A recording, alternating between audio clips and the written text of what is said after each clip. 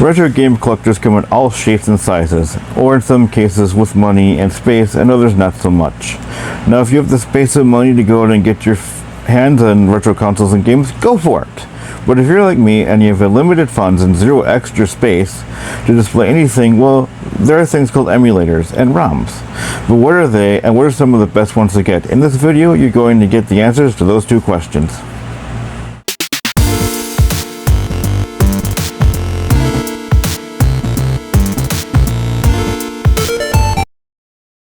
Now, before we begin, let's just define what are emulators and ROMs. To answer this as simply as I can, an emulator is a program that mimics other machines.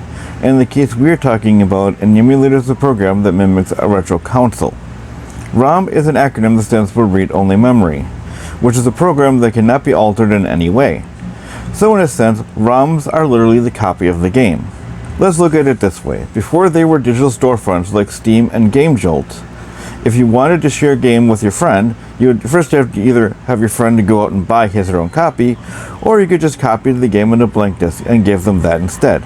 So in a sense, ROMs are actually just copies of the game. However, before I go on, let me just say that even though you can search on Google for the game and emulators and ROMs, just remember, ROMs are technically not legal in a sense, since a developer can take you to court and say that because you downloaded the ROM, they are losing money due to it. However, the likelihood of that happening is very slim.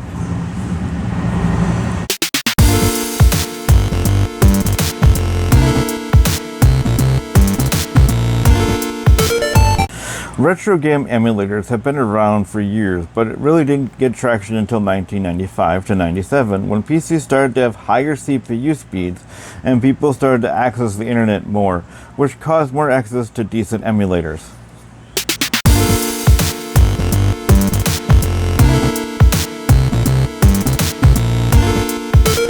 So let's start out with the first ones to come out. These are arcade emulators. Early on, they were only made to emulate arcade machines in one game, such as Gauntlet or Ghosts and Goblins, back in 1994.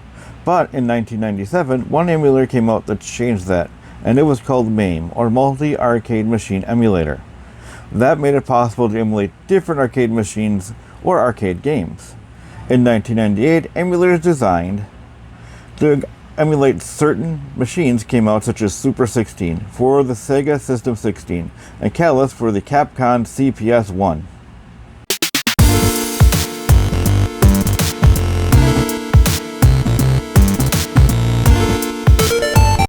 They are emulators designed to emulate PCs from the past. One of the most notable ones is for the Commodore 64. Now, most of these came off of BBS or bulletin board systems. The most well known of these is called Vice.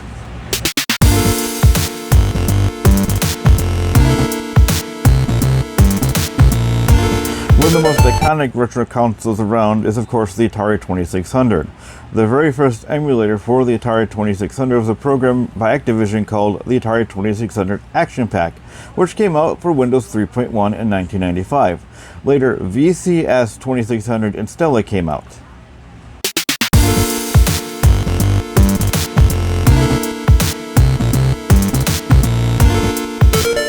Now, for most of us who collect retro games, the NES is a must, especially for those of us who grew up with it. Now, the history of NES emulators is a bit vague, but I'll do my best to go over a few notable ones. Family Computer Emulator VO.35 came out in Japan on December 12, 1999, and it could basically run simple NES games like Donkey Kong. PACEFAM, however you pronounce it, came out on May 1st, 1993 with a Microsoft Windows version in 95. Landry NES on September 8th, 1996. This one could play simple Map 1 games, but it had some graphical glitches. However, this one can be considered as lost media, since it was hosted on a defunct FTP server, and any of the websites that hosted it are also lost to time and cannot be found even with the Wayback Machine, and it is discontinued when Nesticle came out. Nesticle!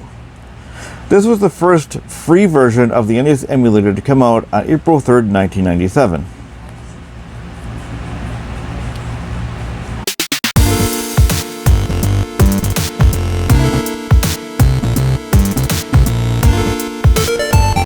Now, the first Sega Genesis emulator came out in 1994, simply called Mega Drive. However, it could run Sonic the Hedgehog, but it was very slow and have some glitches and no sound at all. Gen EM, which came out in 1996, was the second one known to come out. It was also the first one to have preliminary sound emulation as well. Gene Sys was the first widely known Genesis emulator.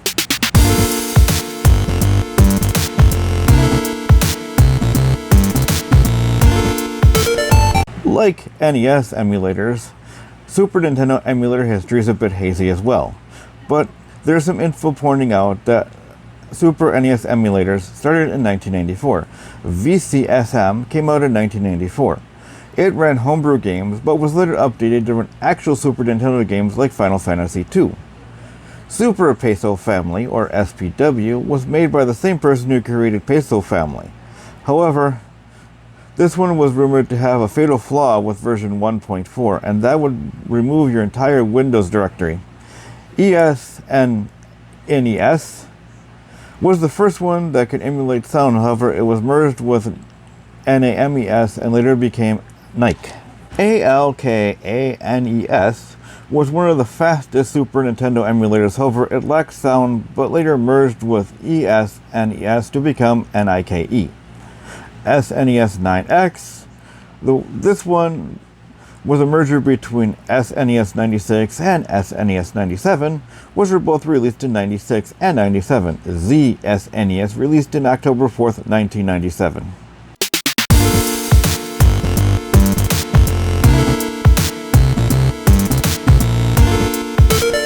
PlayStation emulators came out sometime in 1998. However, there are two very controversial emulators that came out at this time, which Sony tried to sue and lost. I'm only going to talk about the two most well-known ones here, and they are PSEMU, which came out early 1998 and was the plug-in standard for EPSXE, and the second well-known one, and one of those that Sony tried to sue, Bleem, which was released in 1999 and was the first commercial software that could run both PlayStation and Dreamcast games.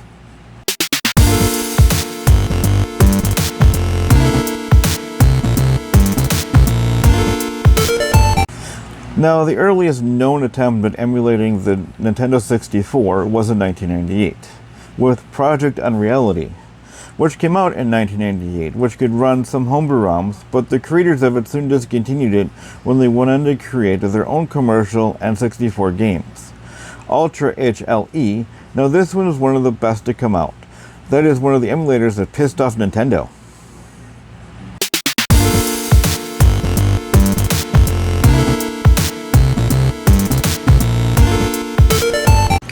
PlayStation 2 emulation started out in 2001 with PCSX2, which came out on March 23, 2002, and was the first one to run commercial games with newer versions on December 19th that same year. So now from this point, I am going to go over some notable ones for the rest of the console, starting with the Game Boy Advance. Now, up until this point, emulation came out after the console had been released. However, with the Game Boy Advance, emulation came out before the console was released. GameCube emulation started out in 2004 with Dolphin. Xbox emulation started out in 2002. Nintendo DS emulation started out in 2004, but it improved in 2007. PlayStation Portable emulation started in 2006, with the first one released in 2008. Xbox 360 emulation started out in 2013, with the first one released in 2014. PlayStation 3 emulation also started out in 2013, and the first one was released in 2014. Wii U emulation started out in 2018. That same year, the first emulator came out. PlayStation 4 emulation started out in 2018. Now, this one has thrown me for a loop since the console's only been out for a little over a year, and that is the Nintendo Switch. The first one was made by Mephisto, formerly known as Cage the Unicorn, and as he stated, it was just for debugging and was not meant to actually play commercial games. Then Yuza, which was released in 2008, was the first one to actually play a commercial game in February that year, followed by one made for Android called Skyline. Now that we went over most of the individual emulators, there are those all-in-ones that can emulate multiple consoles. However, the only one I know is the most well-known one, and that is RetroArch, which was released on January 11th, 2014, and has evolved over time, and now can be run on Xbox Series S and Xbox Series S. Now before 2021, the only two ways to get it were to go to the website for it and download it from there, or using a Raspberry Pi and using RetroPie to run ROMs. However, as of 2021, you can now find RetroArch on Steam. ROMs, as I stated before, are technically illegal, and there are many places online that you can find them, one of them being the Internet Archive. However, at one time, there was a massive pirate site called EMU Paradise that had almost every one you could think of until Nintendo sued the creator for $1 million and forced it to be taken down. But not for having the ROMs, but also it had paid subscriptions and that violated copyright law. So I guess just owning ROMs is slightly illegal unless you sell them for profit.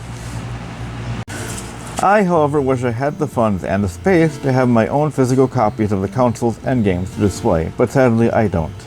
If you want to help that happen over, there will be a link in my Patreon in the description below, so if you can donate, that would be awesome. If you can't, no problem. Just hitting that subscribe button is just as good, and be sure to also give me a like as well. I am Paul saying peace out and stay frosty.